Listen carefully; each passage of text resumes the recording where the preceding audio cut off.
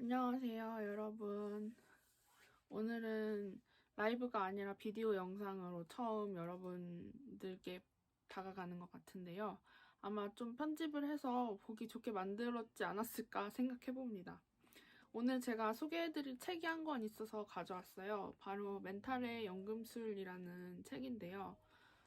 아마 지금 이번 주에 사피에 붙으신 분도 계시고, 사피에서 떨어지신 분들도 계시고, 그러실 거예요. 그런데 떨어지신 분들이라고 해서 낙심하지 마시고, 또 붙으신 분들이라고 해서 너무 사피가 모든 걸 해결해 줄 거라고 믿지 마시고 가셨으면 하는 마음에 제가 이 멘탈의 연금술이라는 책을 가져와 봤거든요.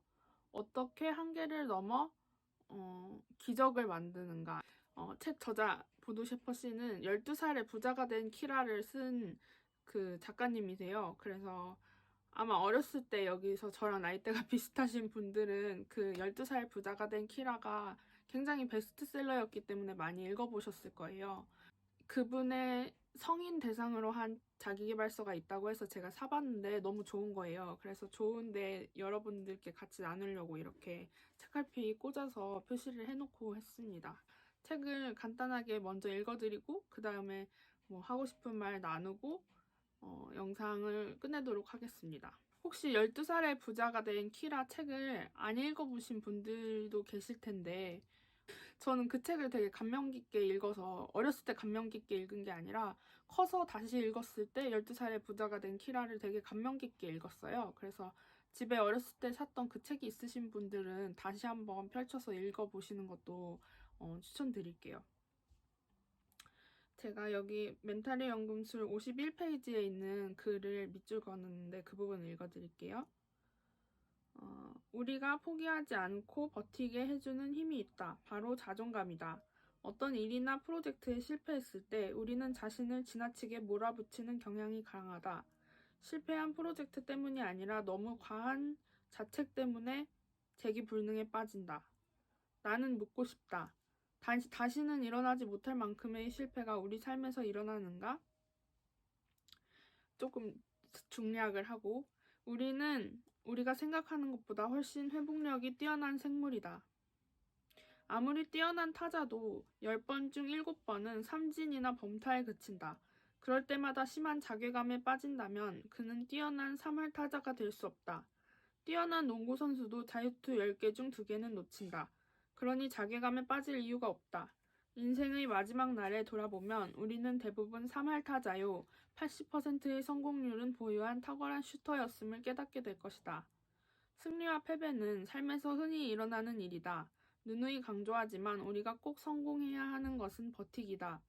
포기하지 않고 버티는 한, 그래서 퇴장하지 않고 계속 인생이라는 경기장에 남아있는 한, 우리는 3할을 치고 성공 확률 80%에 달하는 슛을 던진다. 매일 자긍심과 자부심을 앞세워 살아도 짧은 것이 인생이다. 명심하라. 당신은 기적이다. 네, 이런 부분이 하나가 있었고요. 그러니까 저도 취업을 하고 나면 인생의 모든 문제가 다 해결이 될 것 같이 생각을 했던 적이 있었어요. 근데 취업을 하고 나서도 또 새로운 관문, 또 새로운 관문을 넘는 것 같은 그런 어려움들은 인생에 늘 존재하거든요. 그럴 때마다 어떻게 포기하지 않고, 괜찮아. 과거는 지나갔어. 이제 현재랑 미래만 생각하면 돼. 이렇게 생각하면서 삶을 살아나가는 법을 배우고 있는데요. 그때 읽기에 이 책이 좀 좋았던 것 같습니다. 또 다른 부분에 이 책의 좋은 점들도 굉장히 많이 있는데요. 이렇게 붙여놓은 데는 조금 더 있는데 조금 더 읽어드리는 게 좋을 편집하면서 봐야겠네요. 한번 다 읽어보겠습니다. 이거는 아는 것에서 힘을 얻어라 라는 소제목인데요. 이 장을 읽어드릴게요. 두려움이나 걱정은 전기 스위치처럼 간단하게 껐다 켰다를 할 수 없다. 도대체 두려움이란 무엇인가? 두려움이란 뭔가가 자신이 원하지 않는 형태로 진행되는 상상이다. 문제는 우리가 이 상상을 완전하게 밀어내기가 불가능하다는 것이다. 인간의 잠재의식은 뭔가를 밀어내면 그것과 동일한 힘을 가진 뭔가가 더 강하게 밀고 들어온다. 잠을 자고 싶은데도 잠이 들지 못하면 그것 때문에 화가 나고 화를 내고 나면 더욱 잠이 오지 않는다는 것을 누구나 한 번쯤 경험한 적이 있을 것이다. 인간의 잠재의식은 언제나 한 번에 한 장면만 불러낼 수 있도록 작동한다. 다시 말해 긍정적인 생각을 하면 부정적인 생각이 비집고 들어올 자리가 없다. 모든 행동이 그렇다. 무엇인가를 집중적으로 행하고 주의를 기울이면 두려움이 끼어들 자리가 생각나지 않는다. 물론 우리의 뇌가 갈팡질팡할 수는 있다. 집중력을 발휘해 일을 해나가면서도 자꾸만 뭔가를 염려하는 행위를 되풀이할 수는 있다는 뜻이다. 하지만 계속해서 집중력을 발휘할 수 있으면 우리는 더 오랫동안 업무에 몰두하게 되고 그만큼 걱정이나 두려움에 붙들릴 시간은 적어진다. 그러니까 이 책에서 말하고 싶은 건 우리가 어떤 거에 대해서 걱정에 사로잡혀 있으면 그만큼 몰입을 하기가 힘들어지고 어떤 몰입을 해야만 일이 잘 풀려가는 직종이잖아요. 프로그래머라는 직업 자체가. 그래서 긍정적인 생각을 항상 마음속에 가지고 있는 게 중요하다는 이야기를 하고 있는 것 같아요. 한 아이가 숲속을 산책하다가 넓은 빈터에 서 있는 집 한 채를 발견했다. 집의 양쪽에는 각각 커다란 정원이 딸려 있었다. 그런데 두 정원의 모습이 매우 달랐다.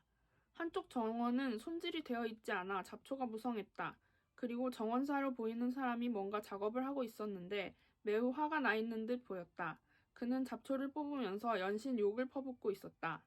또 다른 정원은 조화롭게 보였다. 사방에 꽃이 피어 있었고 모든 것이 자연스럽고 보기 좋았다. 이 정원의 정원사는 나무에 기대어 즐겁게 휘파람을 불고 있었다. 그는 뭔가 일을 쉽게 해내는 것처럼 보였다. 아이는 느긋하고 행복해 보이는 정원사에게 가 물었다. 아저씨는 저쪽 정원에서 일하는 아저씨보다 무척 한가해 보이는데 어떻게 이렇게 정원을 잘 관리하실 수 있으셨는지요? 정원사가 빙그레 미소를 지었다. 한때는 나도 저 친구처럼 잡초가 보일 때마다 열심히 뽑아냈지. 정말 눈코 뜰 새 없이 바빴단다. 하지만 어느 날 문득 내가 잡초를 이길 수 없다는 사실을 깨닫게 되었지. 잡초의 뿌리들은 늘 땅속에 남아 있었고 잡초를 뽑아낼 때마다 씨앗들이 바닥에 떨어져 흩어졌거든. 결국 잡초는 잡고만 자라났지.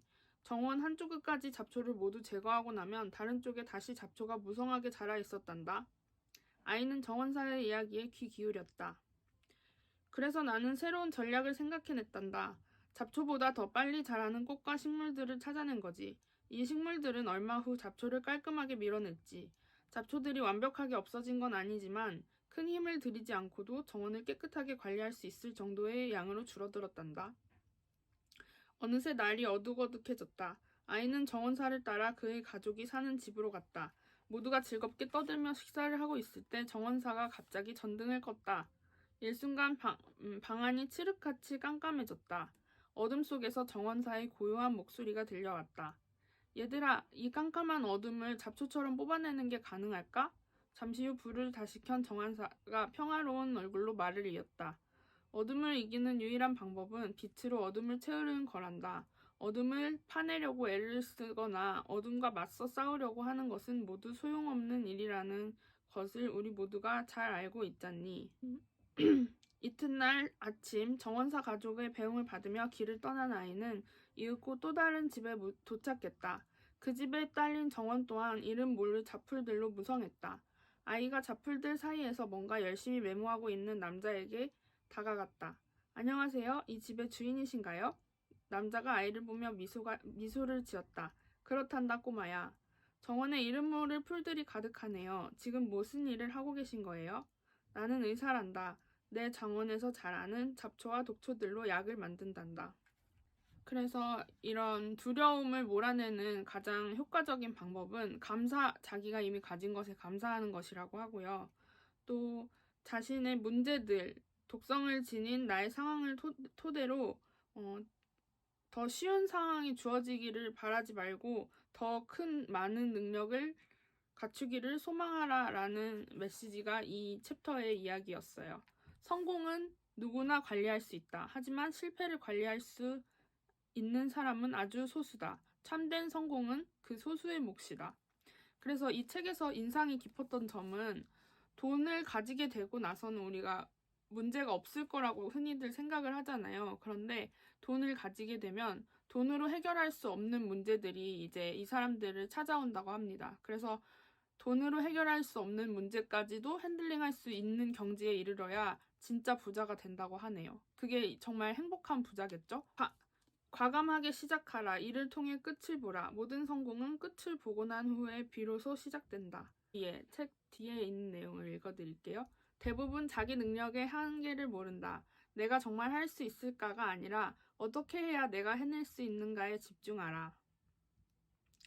자신의 뜻을 관철시키는 사람은 어떤 것도 가로막을 수 없다. 어떤 문제도 두려움도 무력감도 방해물도 그의 전진을 저지할 수 없다.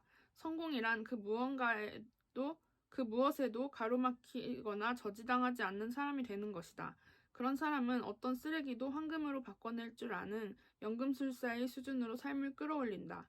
이 연금술이 불가능할 것 같은가? 그렇다면 이 책을 계속 읽어나가라. 이렇게 쓰여있는 보도 셰퍼의 멘탈의 연금술이었습니다.